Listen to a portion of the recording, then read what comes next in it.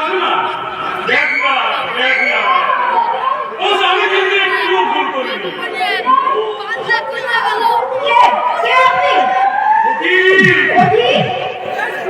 দুবছর আগের কথা তোমার মনে আছে যে তোমার ভালোবাসায় আমি সাগরে স্নান করতে গিয়েছিল, কিন্তু তুমি তাকে ঘুরাই প্রত্যাখ্যান করেছিলে।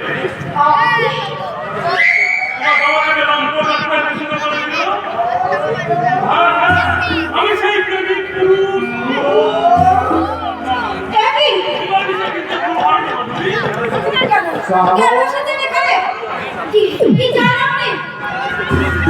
আমি চাই সেদিনের সেই অপমানের প্রতিশোধ নিতে। যে আগুন তুমি আমার বুকে জ্বালিয়েছ, তোমাকে কাছে পেয়ে সে আগুন আমি নির্বাপিত করতে চাই না।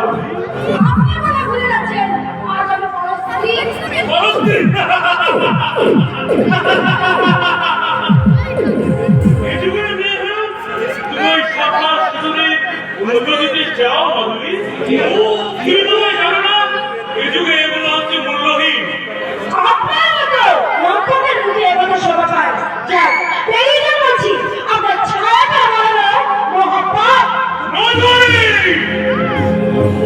তুমি কোথায় বলে যাচ্ছ? আমার একটা ধৈর্যের সীমা আছে।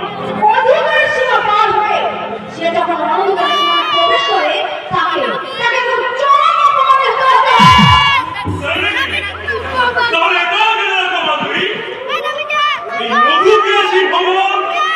তোমার কাছ থেকে আর বেশি দিন দূরে তোমার ভয়ে পান করবে। হ্যাঁ হ্যাঁ তোমার ঠিকানা পেয়েছি। তোমার তখন না তুমি তোমার মনে রাখতে পারবে না।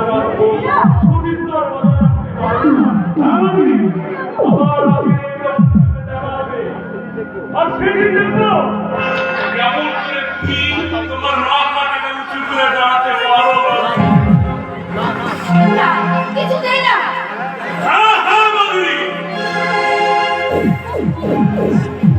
আমি অনেক নারীর সান্নিধ্যে এসেছি মাধুরী, কিন্তু তোমার শূন্যতা আমি প্রতি পরকি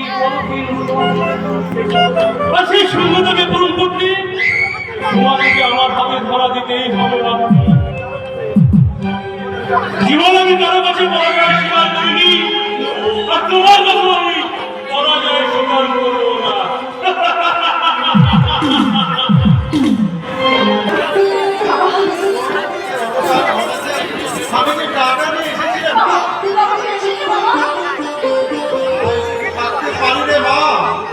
আমি যে মেয়ের বাপ, অপমান আমার গায়ে মাতলে চলবে না।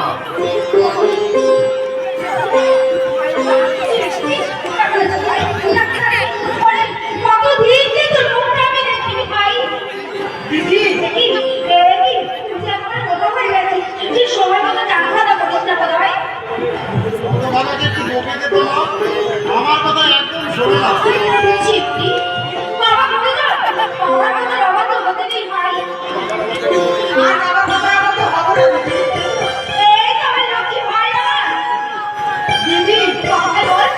আমার একটা ঘুড়ি কিনে দেবে। বাবাকে কতবার বললাম একটা ঘুড়ি কিনে দিতে, কিনে দিল না। ঠিক আছে আমি তোকে পরে ঘুড়ি কিনে দেবো। কি মজা করে সে দুটো ঘুরে আর পাঁচটা ঘুড়ি। কি মজা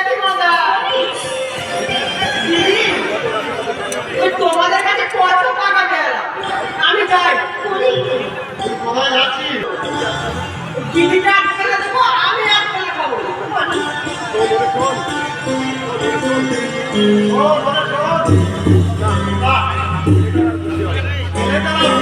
হবে না, বোঝে না যেটা আত্মীয় বাড়ি।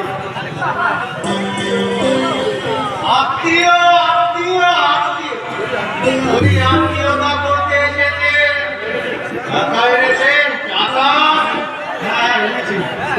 আপনি আমাকে 1 মাস সময় দিয়েছিলেন, তার আগেই আমি তবে আর কি আমাকে আপনি কৃতার্থ করে দিয়েছেন।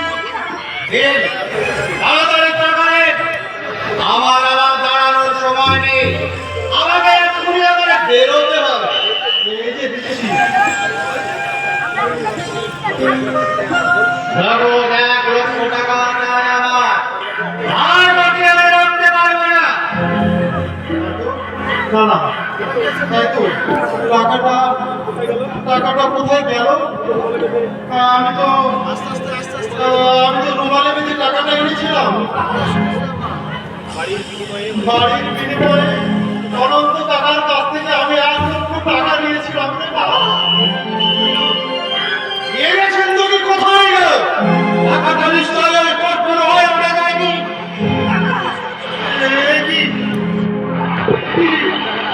পকেট যে টাকা, তাহলে কি টাকাটা পকেট বন্ধ হয়ে গেছে? বুঝেছি, পাশে খুব ভিড় ছিল, একটা ঝটকা বার্তা ছিল, আমার কাক এসে দাঁড়িয়েছিল। তাহলে যদি আমি পায়ে হেঁটে আসতাম, তাহলে আমার এত বড় সর্বনাশ হতো। ভগবান, তুমি কি করলে? আমার মাথায়